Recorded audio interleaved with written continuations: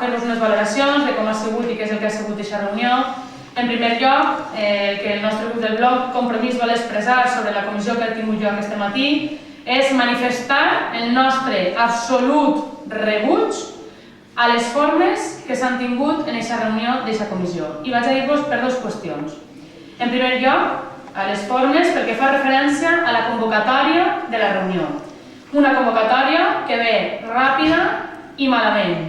I dic ràpida i malament perquè ha sigut una convocatòria a la qual els grups de l'oposició hem anat sense tindre cap documentació més que la que en escasses vegades se'ns ha passat verbalment a les comissions d'urbanisme, que no tenen absolutament res a veure amb la documentació que avui se'ns ha portat a la mesa per tractar-la, i per tant considere que d'aquesta manera poca cosa podia fer el nostre grup a l'hora de preguntar en aquesta comissió. I per una altra banda, pel que fa a les formes del sentit de la reunió. Una reunió que ja he deixat manifest i palès també aquest matí, que per al grup del blog Compromís tan sols ha servit de circ polític. I dic circ polític perquè les males formes, el descrèdit i la falta de respecte han sigut el fil conductor de la mateixa en tot moment.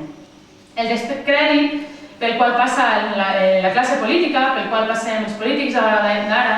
i la nefasta imatge que el ciutadà té en aquests moments nostre,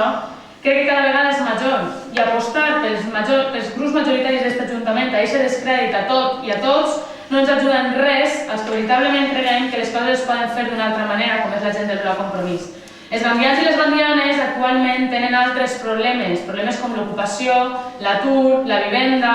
la poca capacitat d'accés a serveis públics que actualment tenen, i crec que dos partits com el Partit Socialista i el Partit Popular, que en aquests moments estiguen preocupats per preguntar-se un a l'altre quin dels dos és més corrupte, crec que en poc ajuda a solucionar aquests problemes que tenim actualment. En resum, el bloc Compromís ens oposem rotundament a que les formes d'actuar del Partit Popular i del Partit Socialista continuen imposant-se al nostre quefer diari